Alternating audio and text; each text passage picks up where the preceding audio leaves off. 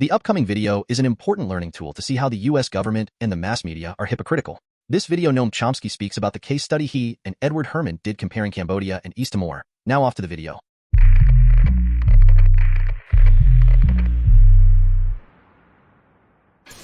My colleague, Ed Herman, passed away recently, did a very detailed review of what was known about Cambodia and the coverage of Cambodia.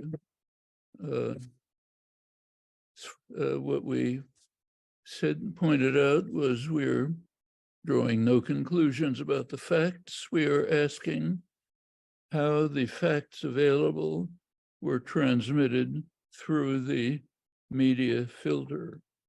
So we compared the facts that were known, what was reported, asked about what we were interested in, how the reports reflected what was known.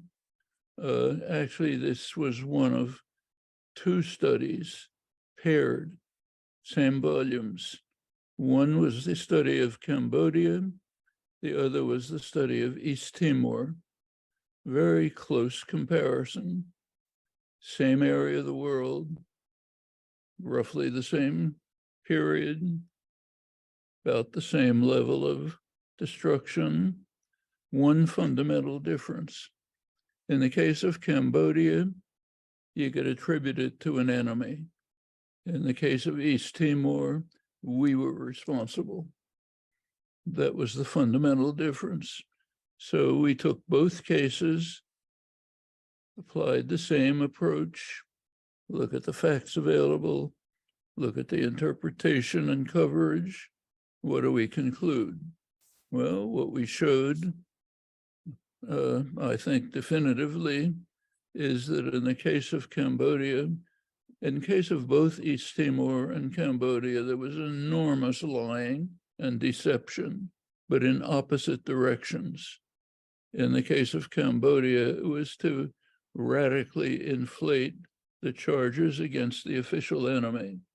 Often total fabrications, nobody cared, even though they were exposed. Case of East Timor, the opposite. Deny the facts, don't even do reporting, pretend that nothing's going on. Well, of these two cases, East Timor was obviously far more important for a very simple reason. In the case of Cambodia, there's nothing anybody could do about it. Nobody pretended you could. Case of East Timor, you could do everything about it. You could call off the crimes and atrocities because we were responsible for them. So therefore, that's morally far more significant. Well, as far as I know, there's no correction to be made in either of these two chapters, paired chapters. In fact, we had them reprinted years later without even changing a comma, because I couldn't, but the reaction is quite interesting. Huge anger and protest about Cambodia, silence about East Timor. That again supports the basic principle, basic model we're talking about, the remarkable subservience of not only the media, but also the general intellectual community, their subservience to state power. It's not Russia, but it's not all that different. This shows it very clearly. Talk about the details if you like, but as I say, I don't see anything to say about them. To the extent that we took any position on Cambodia, if you look, practically none, it was simply to suggest that US intelligence is probably the best source, which all analysts agreed was correct. So we reported US intelligence, which was not reported in the media because it wasn't inflated enough. What US intelligence said was, we don't know a lot, but it looks as though it's not genocide, it's just rapid, sudden change, which is causing immense disruption. And in fact, a lot of it was caused by the virtual destruction of Cambodia in the years before the Khmer Rouge by U.S. bombing, which was taken under the principle announced by Henry Kissinger.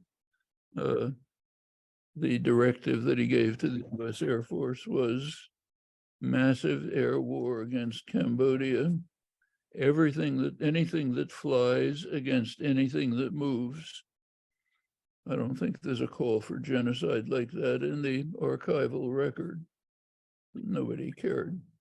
A huge destruction basically created the Khmer Rouge. They were a small guerrilla group before this started, but the massive bombing of the rural Cambodia created an angry, vast, peasant-based resistance movement, which took revenge in later years. That part's not talked about either. So it all fits the same pattern. I think it's a very dramatic case of the subservience of the educated sectors to state propaganda. Dramatic right up to the present, as is the fact, I'm not criticizing you, but the fact that you ask about Cambodia, but you don't ask about East Timor. How could you? It's been suppressed. We suppress our own crimes. We talk about enemy crimes. Chomsky's comparison aims to expose the influence of power dynamics on how atrocities are portrayed in the media. Both countries suffered immensely. Cambodia, under the Khmer Rouge, witnessed horrific killings, and East Timor faced brutal violence under Indonesian occupation.